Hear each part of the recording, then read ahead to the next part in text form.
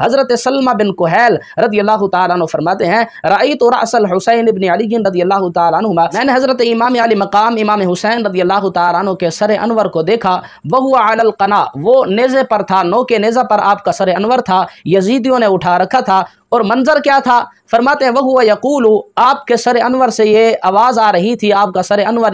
اس قرآن کریم کی آیت کی تلاوت کر رہا تھا، فَسَيَكْفِيكَهُمُ اللَّهُ وَهُوَ السَّمِيعُ الْعَلِيمُ، سورۃ البقرہ آیت نمبر 137۔ حضرت امام علی مقام رضی اللہ تعالیٰ عنہ کے سر انور سے کٹ جانے کے بعد بھی قرآن کریم کی تلاوت کی آواز آ رہی تھی، اور امام علی مقام رضی اللہ تعالیٰ عنہ نے صرف آپ نے قرآن کریم کی تلاوت نہیں کی، بلکہ آپ کا سر انور کٹ جانے کے بعد لوگوں سے گفتگو بھی کرتا رہا۔ یہ تاریخ دمشق کے اندر جلد نمبر 60 صفحہ نمبر 370 پر ایک اور روایت موجود ہے، حضرت منہال بن عمر رضی اللہ تعالیٰ عنہ جس کو روایت کر رہے ہیں، وہ فرماتے ہیں انا واللہ رأیت رأس الحسین بن علی حین حمل، حضرت امام علی مقام امام حسین رضی اللہ تعالیٰ عنہ کے سر انور کو اللہ کی قسم میں نے دیکھا جب آپ کا سر انور اٹھایا گیا، یعنی نو کے نیزہ پر تھا، وانا بدمشق، اور میں دمشق میں تھا۔ حضرت امام علی مقام رضی اللہ تعالیٰ عنہ کے سر انور کو لوگوں نے اٹھایا ہوا ہے، دمشق کے بازاروں کے اندر آپ کے سر انور کو اٹھا کر وہ پھر رہے ہیں، اور فرماتے ہیں رجل یقرأ سورۃ الکہف،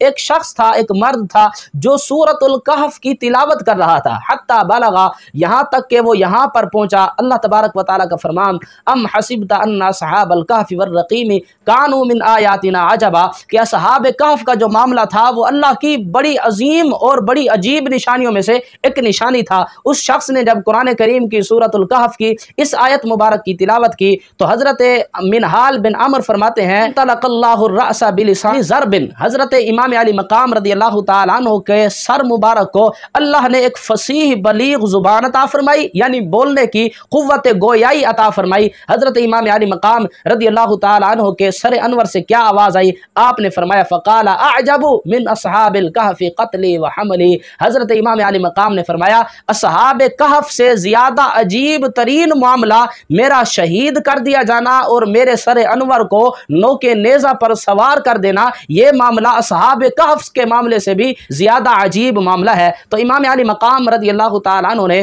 صرف آپ نے نو کے نیزہ پر قرآن کریم کی تلاوت نہیں فرمائی، بلکہ آپ کے سر انور سے قرآن کریم کی تلاوت کی آواز بھی آتی رہی اور آپ لوگوں کے ساتھ محو گفتگو بھی رہے۔ اس بات کو امام ابن عساکر رضی اللہ تعالیٰ عنہ نے اپنی کتاب تاریخ دمشق جلد نمبر 60 کے اندر ذکر کیا، اور امام جلال الدین سیوطی علیہ الرحمہ نے شرح الصدور کے اندر اسی بات کو ذکر کیا، اور خصائص الکبریٰ کے اندر بھی امام جلال الدین سیوطی علیہ الرحمہ نے اس بات کو ذکر کیا، اور صاحب سبل الہدیٰ والرشاد نے بھی اس بات کو ذکر کیا، اور دیگر لوگوں نے بھی اس بات کو ذکر کیا، اور باقاعدہ سند کے ساتھ اس بات کو ذکر کیا کہ امام علی مقام رضی اللہ تعالیٰ عنہ کے سر انور کی یہ کرامات ہیں کہ آپ شہید ہونے کے بعد بھی حضرت امام علی مقام نو کے نیزہ پر قرآن کریم کی تلاوت بھی کرتے رہے اور آپ لوگوں کے ساتھ محو گفتگو بھی رہے۔